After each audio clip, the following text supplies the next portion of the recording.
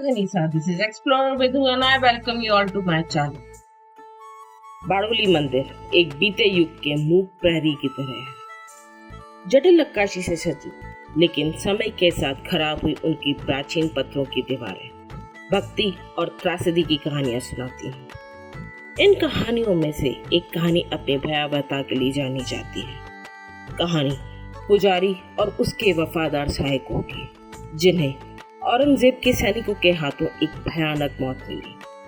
कहा जाता है कि उनकी बेचैन आत्माएं आज भी मंदिर के परिसर में भटकती हैं और आज भी इस जगह की रक्षा करती हैं। पुजारी और उसके सहायकों की कहानी जानने के लिए वीडियो के आखिर तक मेरे साथ बने रहिएगा और प्लीज मेरे चैनल को सब्सक्राइब कीजिए, वीडियो को लाइक और शेयर कीजिएगा। बाड़ोली के मंदिर राजस्थान के चित्तौड़ जिले के रावतभाटा शहर में स्थित एक प्राचीन और प्रसिद्ध मंदिर है। आप में से ज्यादातर लोगों ने तो इस जगह के बारे में सुना भी नहीं होगा, लेकिन यह निश्चित रूप से एक महत्वपूर्ण ऐतिहासिक स्थल है।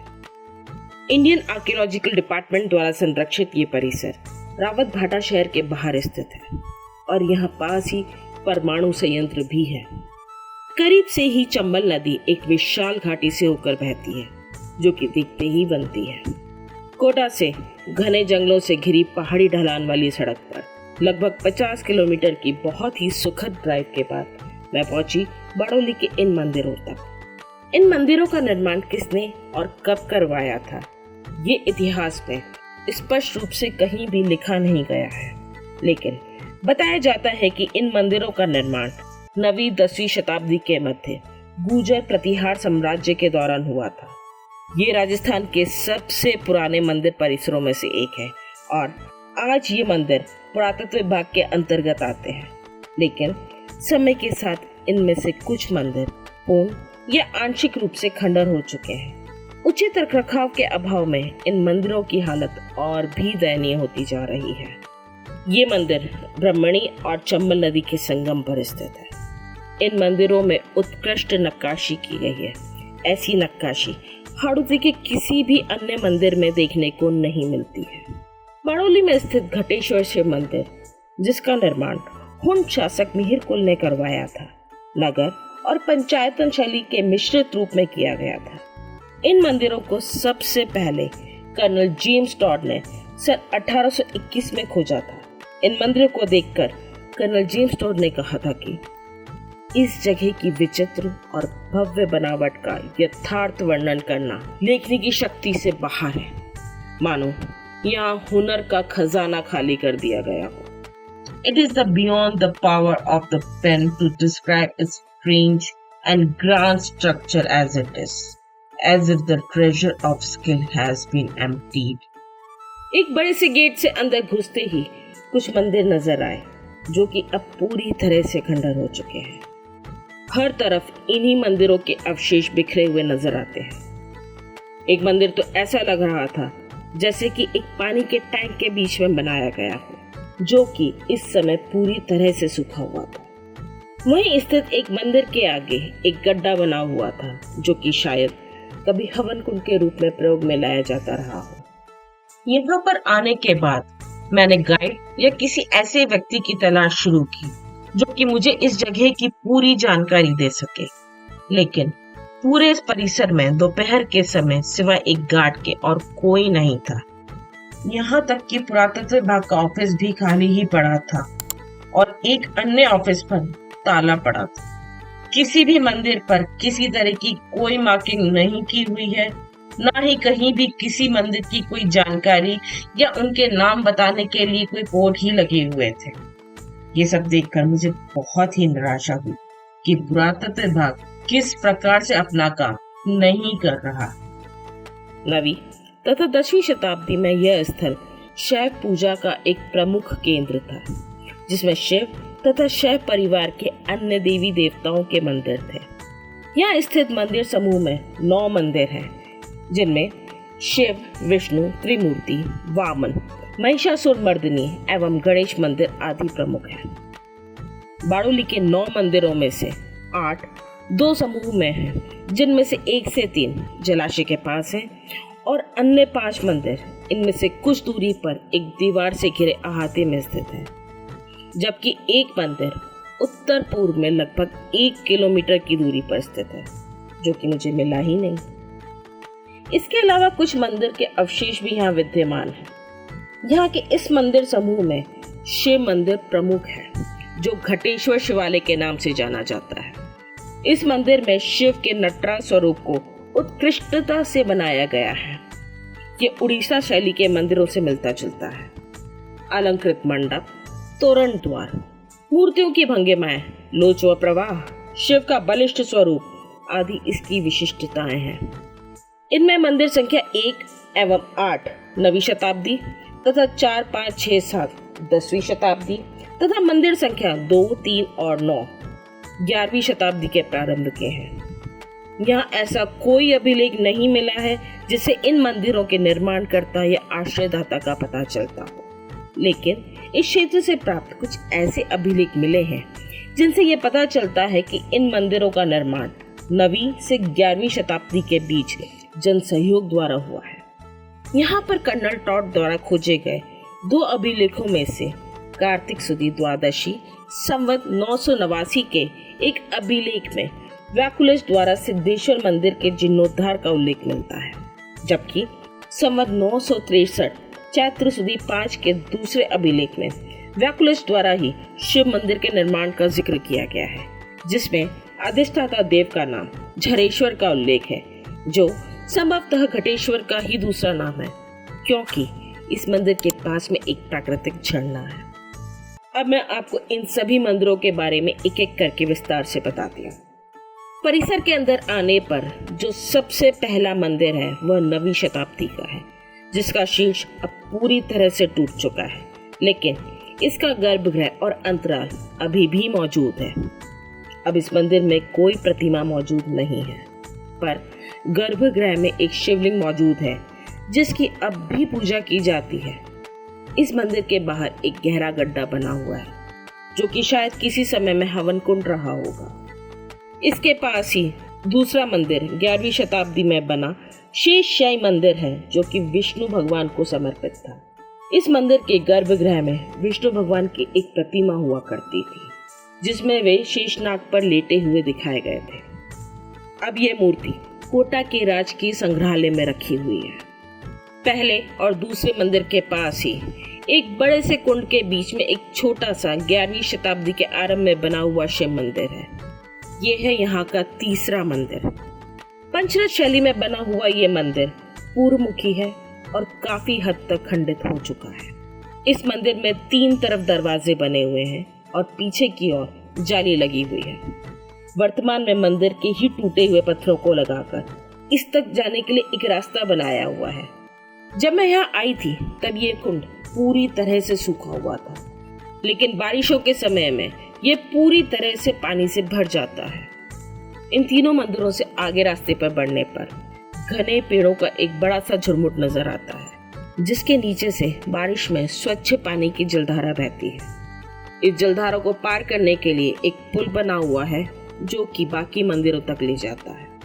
इसी पुल से घने पेड़ों के बीच से होकर हम पहुंचे परिसर के बाकी मंदिरों तक, जहां पुल के आखिर में एक गेट था और इसके अंदर आने पर बेहद ही खूबसूरत कुछ मंदिरों की श्रृंखला हमें नजर आई। गेट से अंदर आते ही एक छोटा मंदिर नजर आया। ये था यहाँ का चौथा मंदिर, जो कि है 10वीं शताब्दी का त्रिमूर्ति मंदिर। पंचरथ शैली से निर्मित इस मंदिर के गर्भगृह में शिवजी के महेश अवतार की प्रतिमा स्थित है, जिसमें शिवजी के 3 सर सद्योजात अर्थात ब्रह्मा के समान, वामदेव अर्थात विष्णु के समान और अघोर अर्थात रुद्र के समान दर्शाया गया है। अब ये मूर्ति पूरी तरह से खंडित है, जिसे औरंगजेब ने अपने आक्रमणों के दौरान खंडित कर दिया था। इस मंदिर के प्रवेश द्वार पर ललाट बिंब के रूप में नटराज की मूर्ति स्थापित थी। सन 1998 में ये मूर्ति मंदिर के परिसर से चोरी हो गई थी। ऐसा कहा जाता है कि इसे लंदन में 85 लाख रुपए में बेच दिया गया था। चोरों ने पास ही के खेत में नटराज की डुप्लीकेट मूर्ति को पुलिस को चकमा देने के लिए छोड़ दिया था। विभाग ने भी इसे असली मानते हुए स्टोर में रखवा दिया। पर 2003 में जयपुर पुलिस द्वारा मूर्ति चोरों को पकड़ा गया था, जिससे ही उन्हें इस मूर्ति के लंदन म्यूजियम में होने की सूचना मिली। जिसके बाद विभाग के अथक प्रयासों के चलते 10 अगस्त 2020 को मूर्ति को वापस भारत लाया गया और फिलहाल ये नई दिल्ली स्थित आर्कियोलॉजिकल सर्वे ऑफ इंडिया के हेडक्वार्टर में रखी गई है और इसे राजस्थान लाने की तैयारी हो रही है। इस मंदिर के द्वार के दोनों ओर गंगा, यमुना और प्रतिहारी की प्रतिमाएं स्थापित है। इन प्रतिमाओं के हाथों में नमस्कार करते हुए कमल के पुष्प और पौधों के मध्य नाग की मूर्ति को नक्काशी द्वारा सजाया गया है। त्रिमूर्ति मंदिर के पास ही रास्ते के दूसरी ओर परिसर का सबसे छोटा 10वीं शताब्दी का वामन मंदिर स्थित है। ये इस परिसर का 5वां मंदिर है। इस मंदिर में भगवान विष्णु के 5वें अवतार वामन की 4 भुजाओं वाली एक खंडित मूर्ति स्थापित है। इस मंदिर का अब सिर्फ गर्भगृह ही बचा है, बाकी मंदिर टुकड़ों के रूप में पूरे परिसर में बिखरा पड़ा है। वामन मंदिर के बिल्कुल पास ही स्थित है एक और बहुत ही खूबसूरत नक्काशी से जड़ा 10वीं सदी का पूर्वमुखी असुर संहारक महिषासुरमर्दिनी मंदिर। ये इस परिसर का 6वां मंदिर है। प्रतिहार शैली में बने इस मंदिर को अष्टमाता मंदिर के नाम से भी जाना जाता है। प्रवेश द्वार पर पद्म आसन पर महेश्वरी, ब्रह्माणी तथा वैष्णवी की प्रतिमा उकेरी गई है। इस मंदिर के ललाट पिंड पर नृत्य करती हुई महेश्वरी की मूर्ति को स्थापित किया गया है। इस मंदिर के अलग अलग स्थानों पर देवी के सभी रूपों को बहुत ही व्यवस्थित रूप से प्रदर्शित किया गया है। महिषासुरमर्दिनी मंदिर के पास ही इस परिसर का सबसे बड़ा और प्रमुख 10वीं सदी का घटेश्वर महादेव मंदिर है। ये इस परिसर का 7वां मंदिर है। इस मंदिर का निर्माण हुण शासक मिहिर कुल ने नागर और पंचायतन शैली में करवाया था। घटेश्वर महादेव नाम शिखर पर स्थापित घट से आया है, जो कमल जैसी संरचना के ऊपर स्थित है। लोगों के अनुसार यह इसलिए है क्योंकि शिवलिंग उल्टा होने पर ऐसा ही दिखता है। इस मंदिर के ठीक सामने एक काफी बड़ी नंदी प्रतिमा विराजमान है, पर इसका भी मुंह टूटा हुआ है। ये पूरा मंदिर बेहद ही खूबसूरत और जटिल नक्काशी से सजा हुआ है। खंभों पर कामुक अप्सराओं की मूर्ति उकेरी हुई है, जो कि खजुराहो की मूर्तियों से मिलती जुलती है। मंदिर की दीवारों पर जहां तहां देवी देवताओं, द्वारपालों, दिक्पालों की मूर्तियां स्थापित हैं, जिनमें से अधिकतर खंडित ही हैं। मंदिर के मुख्य तोरण के मध्य में एक असुर के मुख जैसी आकृति थी, जो कि नृत्य करती अप्सराओं से घिरी हुई थी। मेरे पूछे जाने पर वहां के एक लोकल ने मुझे बताया कि ये कीर्ति मुख है। ये हर प्राचीन शिव मंदिर के द्वार पर देखे जा सकते हैं। कीर्ति मुख की कहानी बहुत ही दिलचस्प है। जिन्हें इनके बारे में नहीं पता, उन्हें मैं ये कहानी सुनाती हूँ। कीर्ति मुख भगवान शिव के ही एक गण थे। जलंधर नामक एक राक्षस ने अपने एक दूत को शिव जी के पास माता पार्वती को लेने भेजा था। तब शिव जी के क्रोध से उनकी भौहों के बीच में से कीर्ति मुख उत्पन्न हुए थे। जब कीर्ति मुख जलंधर के दूत को खाने ही वाले थे, तब उस दूत ने शिव जी से माफी मांग ली और शिव जी ने उसे माफ भी कर दिया। पर इस पर कीर्ति मुख ने शिव जी से कहा कि आपने मेरा भोजन मुझसे छीन लिया, अब मैं क्या खाऊं? तब शिव जी ने कहा कि जब तक तुम्हारे लिए भोजन का इंतजाम नहीं होता, तब तक तुम खुद को ही खा लो। शिव जी के इतना कहते ही कीर्ति मुख ने खुद को ही खाना शुरू कर दिया और आखिर में उसका सिर्फ सिर ही बचा।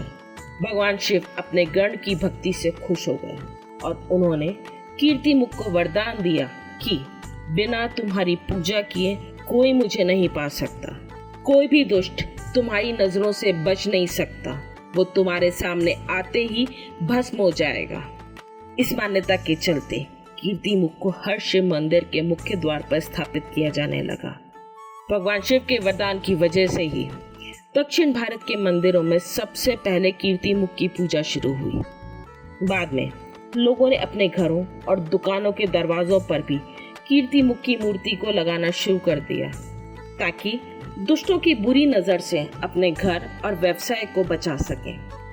मंदिर के गर्भगृह के सामने ही स्थित नंदी की प्रतिमा के बिल्कुल पीछे एक रंग मंडप है जिसे श्रृंगार चौरी भी कहा जाता है। ये रंग मंडप बहुत ही आकर्षक है और 24 खूबसूरत खंभों पर खड़ा हुआ है। इस संरचना का उपयोग पूजा, नृत्य, ध्यान और अनुष्ठान आदि के लिए किया जाता था। गर्भगृह के 3 प्रमुख ताकों या आलों में चामुंडा, नटराज तथा त्रिपुरा शिव प्रतिमा स्थापित है। इस मंदिर के गर्भगृह में पंचायतन परंपरा में 5 शिवलिंग बने हुए हैं। मंदिर की बाहरी दीवार पर एक आले में गजासुर संहारक की प्रतिमा है। पीछे वाला आला खाली है, जिसकी मूर्ति कहाँ गई मुझे नहीं पता। और तीसरे आले की मूर्ति इतनी खंडित थी कि पहचानना मुश्किल था। घटेश्वर मंदिर के उत्तर में एक और खंडित मंदिर नजर आता है, जो कि 9वीं शताब्दी का है और इस परिसर का 8वां मंदिर है। गणेश जी को समर्पित इस मंदिर में उनकी आदम कद लेकिन खंडित प्रतिमा मौजूद है। गणेश जी की मूर्ति के हाथ और पैर टूटे हुए हैं, जो कि मुस्लिम आक्रमणकारियों की करतूत है। गणेश जी के मंदिर से आगे ही एक 11वीं शताब्दी की बावड़ी बनी हुई है। इस बावड़ी में नीचे पानी के तल तक जाने के लिए 3 तरफ से सीढ़ियां बनी हुई हैं और चौथी तरफ एक दीवार है। कभी मंदिर के पवित्र कामों में काम में आने वाली इस बावड़ी का पानी अब पूरी तरह से हरा हो चुका है। जब मैं वहां पहुंची थी तब बंदरों की पूरी फैमिली इस तेज गर्मी से बचने के लिए इस पानी में नहाने का मजा ले रही थी, पर पानी बहुत ही गंदा था और बदबू मार रहा था। पास में ही एक चबूतरे पर एक विशाल मूर्ति लेटी हुई अवस्था में है, जो कि हनुमान जी की मूर्ति जैसी प्रतीत हो रही थी। ये चबूतरा किसी पुराने मंदिर का अवशेष मात्र था, जिस पर हनुमान जी को कब स्थापित किया गया ये पता नहीं है, पर इनको स्थापित किए जाने की कहानी जो मुझे बताई गई वो काफी इंटरेस्टिंग बट स्कैरी थी, जो कि एक पौराणिक कहानी से भी जुड़ी हुई है। ये वही कहानी है जिसका जिक्र मैंने आप लोगों से वीडियो के शुरू में किया था। बात तब की है जब 16वीं शताब्दी के अंत में आक्रांता औरंगजेब इस्लाम का प्रचार करते हुए रास्ते में आने वाले हर हिंदू धार्मिक स्थल को बर्बाद करता हुआ राजस्थान की तरफ बढ़ा चला आ रहा था। इस समय बाड़ोली के मंदिर अपनी भव्यता के शिखर पर थे। मंदिर में एक मुख्य पुजारी और उनके कई सहायक पूरी तरह से मंदिर की सेवा में समर्पित रहा करते थे। इनके अलावा मंदिर में कई देवदासियां भी रहा करती थीं, जो मंदिर और भगवान की सेवा किया करती थी। एक रात अचानक औरंगजेब ने इस मंदिर पर हमला कर दिया। वहां उपस्थित मुख्य पुजारी और बाकी लोगों ने मंदिर को बचाने के लिए आक्रमणकारी का सामना करने का फैसला किया। मंदिर में आरती हो रही थी, तभी मंदिर परिसर जूतों की आवाज से गूंज उठा। ये औरंगजेब के सैनिक थे जो मंदिर में घुस आए थे। पुजारी और उनके सहायकों ने मंदिर को छोड़ देने की गुजारिश की, पर सैनिक उन सभी को घसीटते हुए प्रांगण में ले आए। तब भी सभी लोग मंदिर को बचाने की कोशिश कर रहे थे, पर आक्रांताओं ने सभी को बहुत ही क्रूरता से मार दिया। उन सभी के मारे जाने के बाद से ही ये स्थान सन्नाटे से भरे एक उजाड़ खंडहर में बदल गया। उस समय ये जगह आबादी से दूर घने जंगलों के बीच हुआ करती थी और फिर इन्हीं जंगलों के बीच कहीं खो गई। उस दिन के बाद से उस इलाके में जाने वाले कई स्थानीय लोगों ने इस जगह पर कुछ पैरानॉर्मल घटनाओं को अनुभव किया, जिसके लिए माना जाता है कि ये उन मरे हुए पुजारी और उनके सहायकों से जुड़ी हुई थी। स्थानीय लोगों ने लंबे समय तक इन मंदिर खंडहरों में पुजारी और उसके सहायकों की भूतिया आकृति देखे जाने के दावे किए हैं, खास तौर पर मंदिर के गर्भगृह के आसपास और उन जगहों पर जहां पर उनकी हत्याएं की गई थी।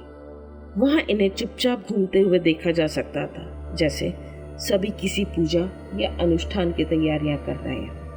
लोगों को अक्सर यहाँ पर रात के समय अजीबोगरीब मंत्रोच्चारण की आवाजें, तो कभी घंटियों की आवाजें, तो कभी पूजा पाठ की आवाजें सुनाई देती थी। लोगों ने कई बार यहाँ पर अननेचुरल तरीके से तापमान में कमी भी नोटिस की है और रात के समय में रहस्यमयी रोशनियों का देखा जाना रिपोर्ट किया है। कुछ सालों पहले ये जगह आर्कियोलॉजिकल डिपार्टमेंट के पास आ गई और इस जगह का थोड़ा बहुत जीर्णोद्धार करके इस स्थान को टूरिस्ट प्लेस में बदल दिया गया। इसकी सुंदरता को देखने अब दूर दूर से लोग आते हैं। यहीं के एक स्थानीय निवासी ने एक और पैरानॉर्मल घटना एक कहानी के रूप में सुनाई, जो कि आर्कियोलॉजिकल डिपार्टमेंट के इस जगह को टेक ओवर करने के बाद घटित हुई थी। आर्कियोलॉजिकल डिपार्टमेंट ने इस जगह पर रात की ड्यूटी के लिए एक गार्ड को नियुक्त किया था। इस गार्ड को भूत प्रेतों और अन्य पैरानॉर्मल चीज़ों पर कोई यकीन नहीं था। वो हमेशा इस तरह की बातों का मजाक उड़ाया करता था। एक रात ड्यूटी पर आने के कुछ समय बाद जब उसने परिसर की गश्त का अपना काम शुरू किया, तब उस समय रात काफ़ी हो चुकी थी और पूरे इलाके में और कोई भी नहीं था। चारों ओर भयानक सन्नाटा था, सिवाय हवा में पत्तों की सरसराहट के, और कुछ भी सुनाई नहीं दे रहा था। वो गार्ड अपने टॉर्च और डंडे के साथ चला जा रहा था। थोड़ी देर में ही वो उस जगह पर पहुंचा जहाँ पर पुजारी और अन्य लोगों की हत्या की गई थी। वो एक पूर्णिमा की रात थी। अचानक उसे अपने आसपास का वातावरण बहुत ही ठंडा महसूस होने लगा, जबकि वो सर्दी का मौसम भी नहीं था। पर फिर भी उसने इन सब को नज़रअंदाज कर दिया। तभी कुछ अजीब और भयावह घटित हुआ। अचानक उसे अपने आसपास से अजीब अजीब सी आवाज़ें सुनाई देने लगी, जैसे उसके आसपास भयंकर मारकाट मची हो। तभी उसे महसूस हुआ जैसे हवा से कई सारी परछाइयाँ बाहर निकल आई हों। किसी चलचित्र की तरह विभत्स चीजें और छायाएं उसे अपने चारों ओर नजर आ रही थी। लोग यहाँ वहाँ भाग रहे थे, चिल्ला रहे थे। आगजनी और कत्लेआम मचा हुआ था चारों ओर। डर के मारे वो चौकीदार न सिर्फ जड़ हो चुका था, बल्कि सोचने समझने की हालत में भी नहीं रहा था। तभी जैसे सब कुछ अचानक शुरू हुआ था, वैसे ही अचानक शांत भी हो गया। परछाइयाँ वापस हवा में घुलने लगी, आवाज़ें भी धीरे धीरे गायब हो गई और तापमान भी सामान्य हो चला। परंतु अंदर तक से हिल चुका गार्ड अभी भी अपनी जगह से हिलने की हालत में नहीं आ पाया था। वो अब भी ये समझने की कोशिश में लगा था कि जो कुछ भी उसने देखा और महसूस किया वो सब सच था या उसका कोई भ्रम।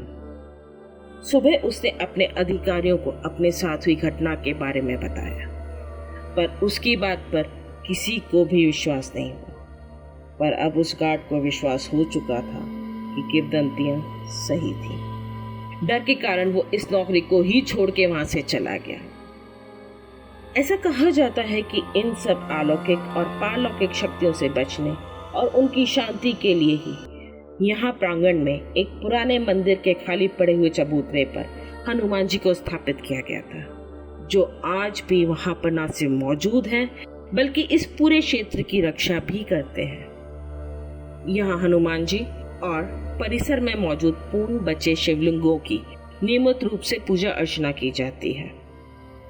बाड़ोली के ये मंदिर न सिर्फ प्राचीन भारत की वास्तुकला और आध्यात्मिकता की झलक प्रदान करते हैं, बल्कि यहाँ आने वाले सभी पर्यटकों को इसके दुखद अतीत की कहानियाँ भी सुनाते हैं। चाहे यहाँ भूत प्रेतों में विश्वास करते हों या ना करते हों, पुजारी और उनके सहायकों की कहानियाँ इन बेहद खूबसूरत और शांत मंदिरों के इतिहास और भावनाओं के साथ अटूट रूप से जुड़ी हुई हैं।